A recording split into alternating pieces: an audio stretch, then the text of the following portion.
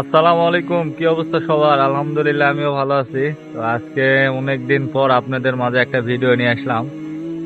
তো ভিডিও করার ওই রকম অনুভূতি ছিল না, কিন্তু হঠাৎ করে মন মানসিকতা ভালো হলো দেখে ভিডিও করতেছি। তো এইটা আমাদের একটা গাড়ি আছে, যে এটা পরে নিলাম এইটা। আর ওইটা আমার এক মামার গাড়ি, 12-12। 12-12 আর 16-16 আইলের কি তফাৎ, এটা আমি আপনাদেরকে ভিডিওর মাধ্যমে বুঝাবো। এবং আমাদের গাড়িগুলোর কি অবস্থা, এটাও আপনাদেরকে বোঝাবো অবশ্যই ভিডিওর মাধ্যমে। আপনারা আমাদের সাথেই থাকুন। এইটা 12-12 ড্রাইভার আলামিন ভাই।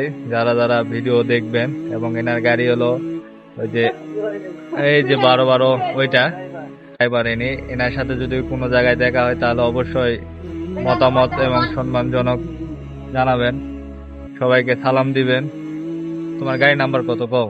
ঢাকা মেট্রো টো 125474। 12-54-74-এর সাথে দেখা হলে অবশ্যই কথাবার্তা বলবেন। আর এটা আমাদের গাড়ি প্রায় 8 মাস হলো মামা, 9 মাস নাকি? 8 মাস রানিং এর গাড়ির ইঞ্জিন দেখেন, আর ওইটা দেখাবো আপনাদেরকে 1 বছর প্লাস।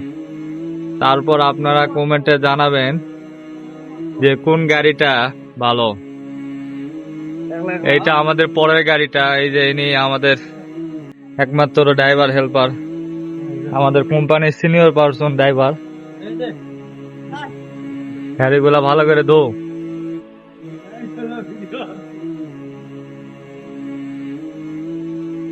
আমাদের গাড়িগুলা টিপ মারতেছে সিলেটের দিকে। আর একটা আছে, ওইটাও সিলেটে আছে, 1 নাম্বার গাড়ি যেটা। এইটা হলো 12-12, আর এইটা হলো 16-16 আইল। যারা বলেন যে 12-12 নিবো না 16-16 আইল নিবো, তো এখন এইরকম মতামত দিয়ে মানুষের বিভ্রান্তর মধ্যে পড়ে। কারণ 12-12 একটা চাহিদা, আর 16-16 আরেকটা চাহিদা। তো 16-16 আমি আপনাদেরকে দেখাচ্ছি, তার আগে 12-12টা দেখাই। আর গাড়িগুলোর কি অবস্থা এটা আমি আপনাদেরকে জানাচ্ছি। এইটা হলো 12-12, আমার ওই এক মামার গাড়ি, একসাথে আছে দেখে ভিডিওগুলো করতেছি।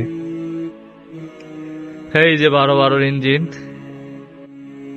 এই যে আপনারা এখন দেখেন 12-12 ইঞ্জিন ভালো না 16-16 আইলের ইঞ্জিন ভালো। এনার তেল খরচ কম, কিন্তু লং জিটিপি একবারে খুবই কম। এখন আপনারা যদি তেল খরচ কম করে যদি চালাতে চান, ক্যাশ বেশি নেওয়ার জন্য, তাহলে আপনারা চালাতে পারেন। এই যে আমাদের অফিস রুম অলরেডি কমপ্লিট হয়েছে। তো যারা যারা আমাদের ভিডিও দেখেন অবশ্যই লাইক কমেন্ট শেয়ার করবেন। আবার অবশ্যই ভিডিওতে ব্যাক করব।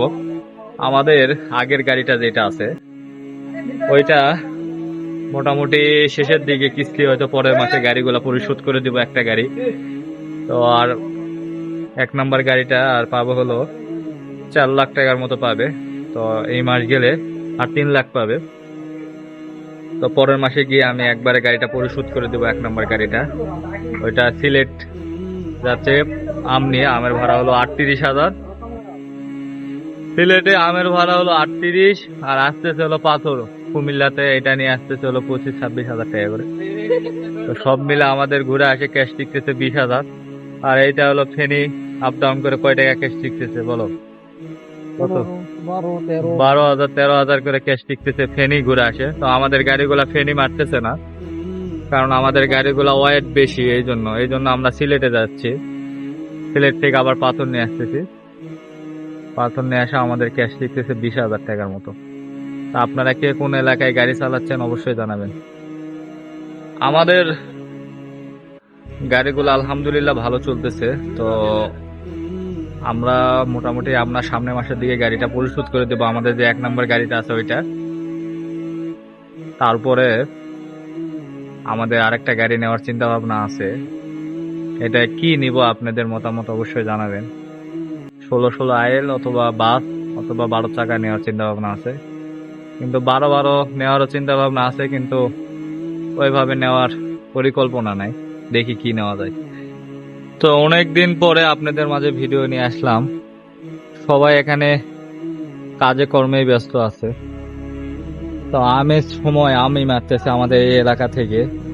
তো আমের সময় পার হয়ে গেলে আমাদের কোন রোডে খাটানো উচিত, এটা অবশ্যই আমাদেরকে কমেন্টে জানাবেন। আর যারা যারা আমাকে ভালোবাসেন, লাইক কমেন্ট শেয়ার করেন।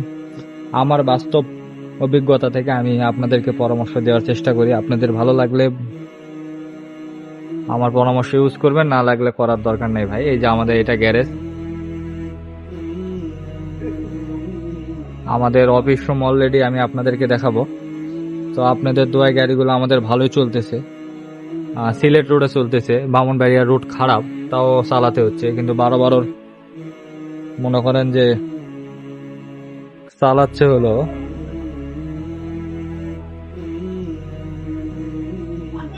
12 গাড়ির ওয়েট একবারে খুবই হালকা, এই জন্য ওরা সিটাং ফেনীতে মারতেছে। আমাদের গাড়িগুলা ওয়েট বেশি, আমের ক্যারেট বেশি দিচ্ছে, এই জন্য আমরা ওইদিকে মারতে পারতেছি না। এই জন্য আমাদেরকে সিলেটের দিকে যাইতে হচ্ছে। সবাইকে কোথা থেকে ভিডিও দেখতেছেন অবশ্যই জানাবেন, এবং এখন আপনারা আসেন, আমি আপনাদেরকে আমাদের অফিস রুমটা দেখাই। এটা আমরা আরেকটা গাড়ি কিনলে আমাদের ওই যে যেটা আছে খামারের শেড, ওইটা আমরা ভেঙে দিব, দিয়ে ওইটা পুরাটা একবারে গ্যারেজ করব, করে পুরাটা ওই জায়গা বের করে নিব। ওইটা ভেঙে দিয়ে আমাদের গাড়ি আরেকটা যখন বাড়বে, তো আমরা পরের মাসে আমাদের 1 নম্বর গাড়িটা পরিশোধ করে দিব।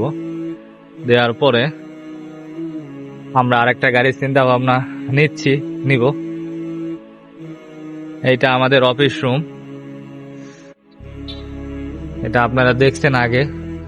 এখানে আমরা হয়তো 5 বা 1 সপ্তাহের মধ্যে আমরা তেল উঠাবো, নিচ থেকে আমরা তেল দিব আমাদের গাড়ি থেকে। এটা আমাদের অফিস রুম, এটা আমাদের অফিস রুম। যদিও এখনো ডেকোরেশন ওইভাবে করা হয় নাই, তো আপনারা দোয়া করবেন যেন আমরা ডেকোরেশনটা করতে পারি ভালো মতো। আর যারা যারা আমার সাথে দেখা করতে চাচ্ছেন তারা অবশ্যই এইদিকে অফিসে আসলে আমার সাথে দেখা করতে পারবেন। এটা হলো আমাদের নওগাঁ জেলা থেকে নজিপুর থেকে ফতেপুর বাজারে আসলে আমার সাথে দেখা করতে পারবেন। এখানে 12 সার্ভিসিং হচ্ছে। এই যে 12 গাড়ি সার্ভিসিং এখানে করতেছে, অলরেডি আমাদের সার্ভিসিং শেষ। তো সবাই ভালো থাকবেন, সুস্থ থাকবেন, দোয়া করবেন আমাদের জন্য, আমরা যেন ভালো মতো গাড়িগুলো পরিচালনা করতে পারি। আজকে এই পর্যন্তই, আবার কোন এক ভিডিওতে দেখাবে ইনশাল্লাহ। আসসালামু আলাইকুম।